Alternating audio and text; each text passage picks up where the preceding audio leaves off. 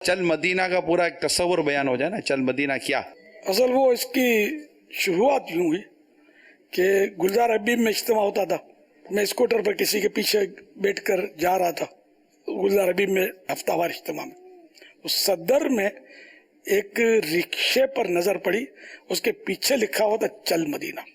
मुझे बहुत मजा आया, तो फिर मुझे भी बस चल मदीना समझ में आ गया था उसका लिखना। और उन दिनों गुलजार हबीब में इज्तिमा के बाद मुलाकात लोग करते थे, तो जो मिलता था मैं उसकी पीठ पर थपकी मारता, चल मदीना चल मदीना, यो कर रहा था मैं।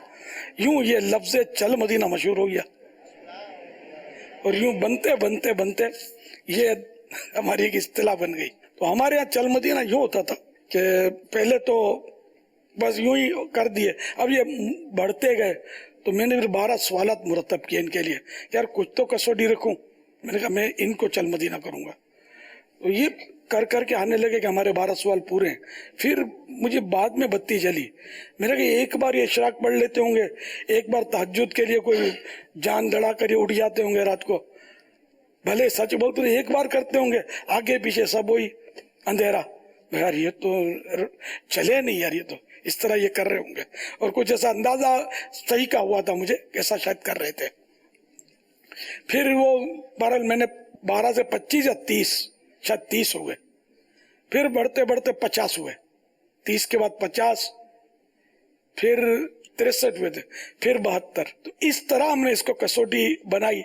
और इसमें यह होता था कि जो चल मदीना होगा ना, एक ही फ्लाइट आने जाने की होगी, अलग तो फिर चल मदीना नहीं। तो अब ये वो पुराना चल मदीना का अंदाज तो रहा ही नहीं। अच्छा, पहले क्या होता था कि ये वही चल मदीना होते थे कि जिन्होंने कभी, यानी कि अकेले सफर मदीना वो करते नहीं थे, और मेरे साथ और मैं भी जाता रहता था, तो ये होता था। अब वो भी सूरत न रही कि अब बाज इस तरह के भी मदनी इनामत 66 कम अज कम, और बेकरारी जरूरी है, क्योंकि मैं वैसे घर से बुला कर ले जाऊंगा तो फिर वहां आकर कहीं मसले ना करेंगे, हमको तो मजा नहीं आता। ये चल मदीना होता है, तो जो बेकरारी से रुल रुल के पहुंचेगा ना, उसका वो उसको शायद समझ में आएगा चल मदीना। खैर, तो इस तरह अब तो ऐसे साईं भाई भी शामिल हो रहे हैं कि जिन्होंने पहले से अलग से भी गए हैं।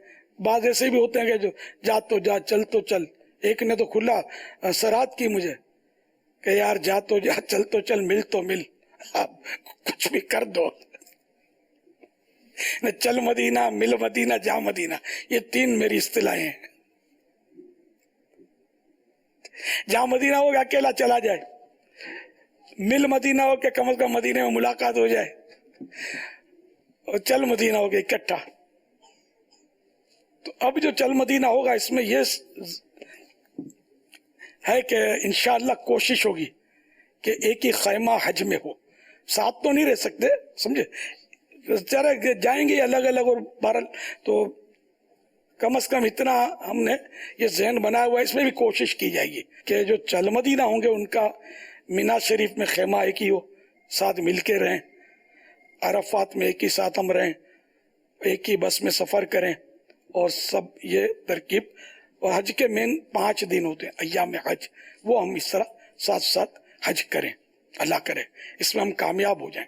और फिर जब मदीने पाक का सफ़र होगा तो इंशाअल्लाह ये भी इसी में ज़हन है कि हम एक ही बस में साथ मदीने की तरफ, अल्लाह करेगा हमारी सांसों का सिलसिला जो है वो मुनक़ते न हो, जारी रहें, तो पहुंच जाएंगे इंशाअल्लाह।